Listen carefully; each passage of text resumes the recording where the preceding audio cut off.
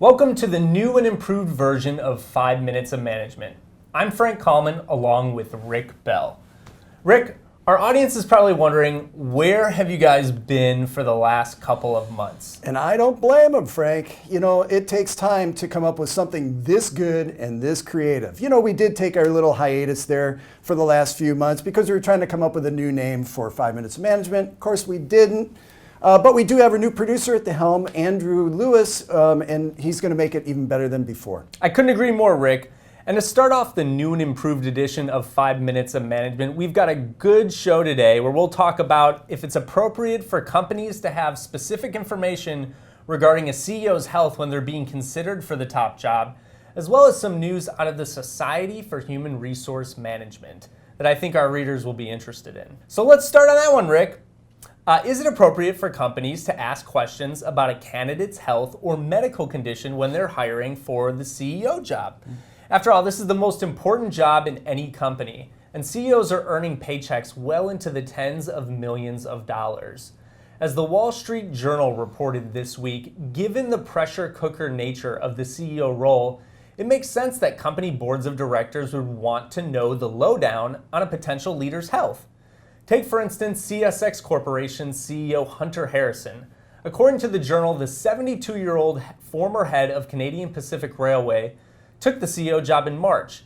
He sometimes uses a portable oxygen machine and often works from home due to an undisclosed medical condition. On Monday, CSX investors approved an $84 million payment for him.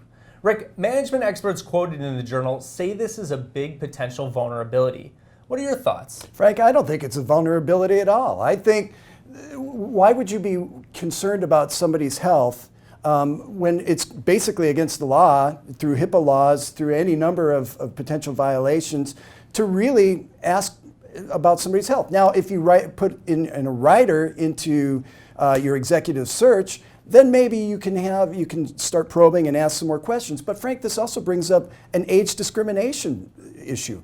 You know, it's like, just because this person happens to be 72 years old, well, that doesn't mean that he's going to last that much longer than a 32-year-old CEO. So I think you have any number of issues at play here, Frank, and I would honestly say that I think that a CEO's health is completely his own. Yeah, I hear you, but at the same time, you have to wonder, these are really high-risk, high-profile jobs. I mean, you're talking about CEOs getting paid potentially, this guy, he took home an $84 million payment. There's a lot on the line. Now, you're right to say that, most CEOs tend to gravitate towards the older end of the spectrum. I think the average age of a CEO is something like 55, 56 years old. So you're bound to come up with this issue of health every time. But sure, at the other end of the spectrum, just because a CEO is sick or has a medical condition doesn't necessarily mean they're at risk of dying. I mean, We've also seen examples of CEOs who didn't have any potential health issues die. David Goldberg, CEO of SurveyMonkey, sure, didn't realize he had a medical condition until, unfortunately, he passed away on his vacation in Mexico a few years ago. So these issues are going to come up, and I don't know if there's a clear answer, but I think for now, I think you're right, and people are going to side with you. Yeah, I just think that it's an issue that's between the CEO and his doctor, and if a board wants to get involved with it, well, put that into your executive search request. So Rick, we've got some news out of SHRM, the Society for Human Resource Management. Yeah, Frank, just about the time that this video is airing, I'll be heading to the annual SHRM conference. And as always, the conference will not disappoint. The 285,000 member HR organization recently named its new president and CEO, Johnny C. Taylor, who will officially take over from retiring CEO Hank Jackson in November.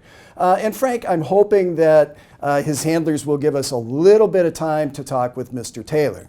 Yeah, it's interesting. Never without controversy with SHRM. I know a lot of people weren't happy when Hank Jackson was appointed CEO because he didn't have any prior HR experience. Correct. He came from, I believe, finance. Now you have a CEO, Johnny C. Taylor, that actually has a SHRM credential. And he's an HR pro, so you can't argue there, but I just feel like there's always going to be consternation among some in the SHRM ranks that aren't really on board with that. Right, yeah, exactly, Frank. And we are hoping to do a little bit more reporting on Mr. Taylor, and hopefully we can get some more information on him and on the reaction as we come out of SHRM. And that wraps it up for this week's edition of 5 Minutes of Management, as we talked about if CEO health should be a factor when they're being considered for the top job, as well as SHRM's new president, Johnny C. Taylor.